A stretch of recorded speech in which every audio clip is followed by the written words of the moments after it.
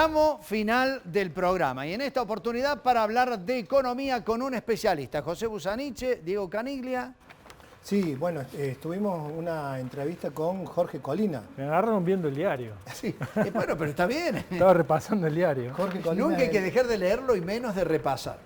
Sí, Jorge Colina, bueno, es el director de IDESA, que está cumpliendo 20 años. Sí. Nos visitó justamente en la redacción como parte de esta celebración, recorrió algunos medios y la verdad que nos pintó un panorama complejo. Sí, ¿no? una celebración entre comillas, Sí, ¿no? Porque por supuesto. decía Corina, cumplimos, IDESA nace En la anterior crisis. Claro, un poco para aportar claro. ideas y debate para una Argentina que estaba en crisis, año 2003, y dice, bueno, paradójicamente Sí. cumplimos 20 años transitando otra grave crisis, ¿no? Bueno, me parece que es digno de ser observado. Este reportaje está realmente muy interesante y obviamente habla de todo lo que se viene haciendo correctamente o lo que se viene o se debería realizar en la República Argentina, entre otras cosas, para controlar la inflación. Aquí la palabra de Corina. La legislación laboral hizo prohibitivo, está siendo prohibitivo para las empresas contratar gente en blanco por los costos que tiene, por los riesgos que tiene, por los litigios que genera. Las empresas ya son renuentes a aumentar sus plantas de personal y el tema previsional es central. Tenemos un déficit fiscal de 2% de PBI mínimo, porque es más alto, y el déficit fiscal que generan las moratorias en el sistema previsional es 2%. O sea, digamos, lo coloco así para dar una idea de que lo que era una fiesta entre el 2006, 2015, regalando jubilaciones, hoy es la médula del problema fiscal. Y esto no se soluciona de un día para el otro. Por un lado tenemos el tema de una modernización de las leyes laborales, un ordenamiento previsional, digamos, para que en el futuro no sea deficitario el sistema previsional va a ser deficitario por los próximos 20 años, porque uno hace un cambio en el sistema previsional y tiene que esperar 20, 30 años. Y por el otro es el tema del ordenamiento del Estado. O sea, nosotros estamos convencidos en IDESA de que el Estado que tenemos es deficitario porque está organizado, tan mal organizado que ya funciona generando déficit. Entonces no se puede cerrar el déficit si no se ordena el Estado. Y además, tampoco es solamente cerrar el déficit monetariamente. Tenemos que lograr un Estado que dé servicios a la gente. Entonces ahí el ordenamiento viene por el lado de entender cómo corresponde, cómo funciona el federalismo. En la Argentina se tiende a creer que el federalismo es un unitarismo generoso, es decir, que desde Buenos Aires hay que ser generoso con las provincias. Eso no es federalismo, eso es unitarismo generoso. Federalismo es que cada intendente y cada gobernador es artífice de generar las condiciones para la buena calidad de vida a los ciudadanos, porque son autónomos. Pongamos un problema que están viviendo los cordobeses, el tema de los subsidios al transporte.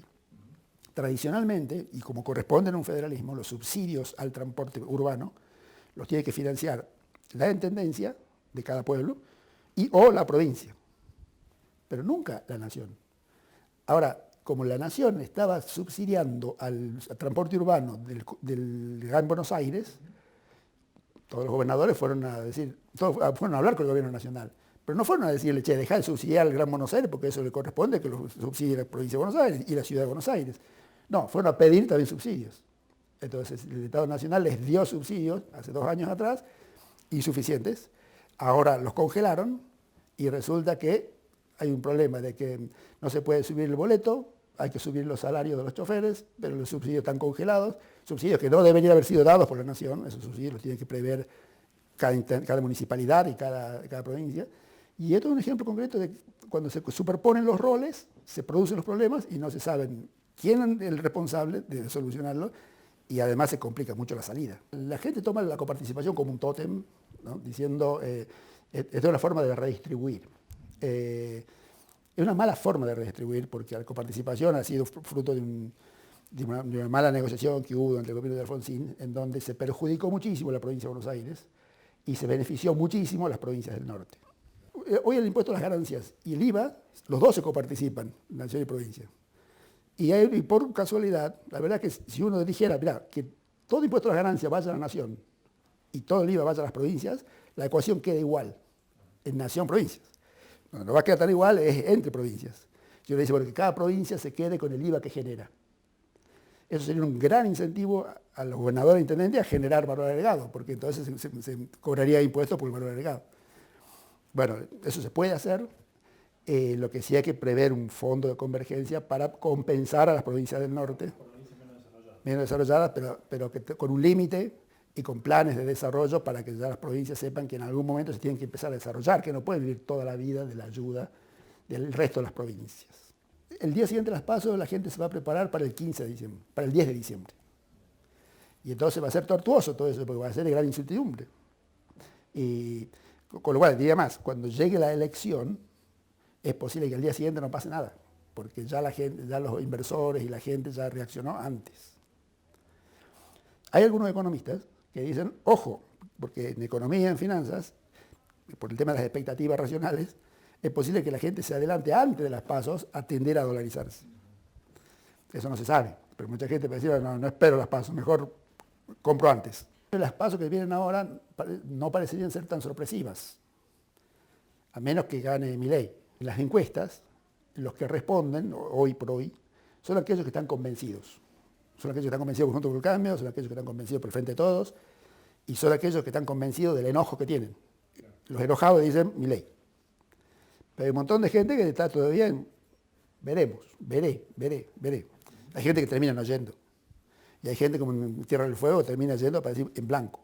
Que es un voto muy sano el voto en blanco, porque yo estoy yendo a votar para decir que no me gusta ninguno. Es más, es preferible que vote en blanco y no que vote por Milei por bronca. Uno lo que tiene es una muestra sesgada. Tenemos la opinión de los que tienen ganas de decir por quién votan. Hay un montón de gente que no lo quiere decir o todavía no lo tiene decidido, entonces es muy incierto. La teoría económica dice que cuando uno tiene inflación y la va a combatir con la tasa de interés, el mecanismo es que uno sube la tasa de interés para que la gente consuma menos. Al consumir menos se aplacan los precios. Pero el Ministerio de Economía el domingo, dice, no, vamos a subir la tasa de interés del Banco Central, pero vamos a bajar la tasa de los préstamos. O sea, está combatiendo la inflación por un lado y aumentándola por el otro. Tienen un problema con los dólares en las reservas y van a combatir la inflación abriendo las importaciones de alimentos, textiles y domésticos. Además, si uno quiere combatirla por el lado de abrir las importaciones, eso es simple.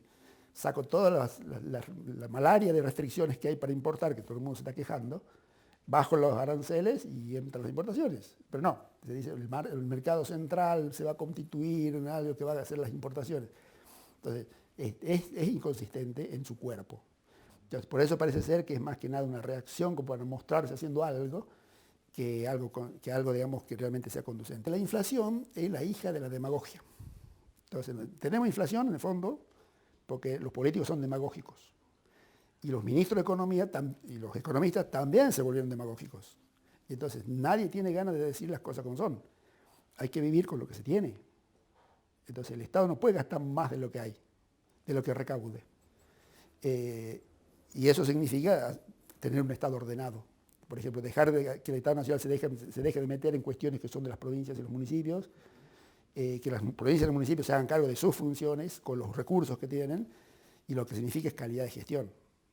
Porque yo tengo ya un límite de lo que tengo que gastar, tengo que gastarlo muy bien, como hacemos todos en la casa nuestra. Ahora, ¿por qué caemos en la dolarización? Porque en definitiva, como ningún político quiere hablar de paremos la demagogia, ordenemos el Estado, se dice, hagamos una cosa, dolaricemos para que esté prohibido emitir y entonces así vamos a forzar al Estado Nacional a que se ajuste. Pero eso no es garantía. O sea, el Estado, aun cuando no le den emisión monetaria, igual puede seguir teniendo déficit, pedir plata prestada, como bien sucedió, y hasta incluso sacar cuasimonedas, y seguir con el desorden. Entonces, tenemos que ordenar el Estado para que no tenga déficit. Una vez que ordenemos el Estado, no hace falta dolarizar. De hecho, si llegamos a tener una inflación de un dígito anual, el peso va a ser fuerte. O sea, uno va a poder ir a Uruguay con pesos, porque el uruguayo esto lo va a aceptar sabiendo que no se desvaloriza. Ahí Jorge Colina, director de IDESA.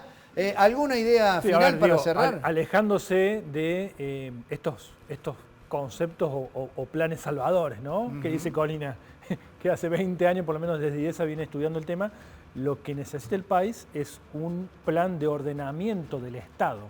Básicamente, dejar de gastar más de lo que genera, ordenar el sistema previsional, ordenar el sistema tributario, fiscal, y evitar, por ejemplo, la superposición de funciones entre estados.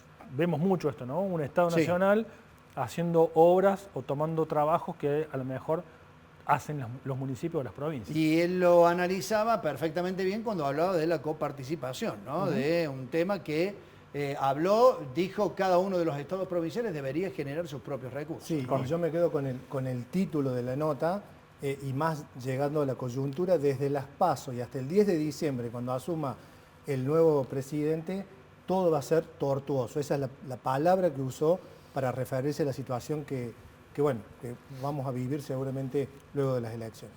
Diego Caniglia, José Busaniche, un placer, como todos los lunes. Muchísimas gracias. Nos encontramos la próxima Julio. semana. Bueno, Julio, nos vemos. Gracias por compartir este espacio con nosotros. Con el Diario del Lunes vuelve el próximo lunes, el lunes de la semana que viene, después del fin de semana largo, a las 20, aquí en la pantalla de Canal 10.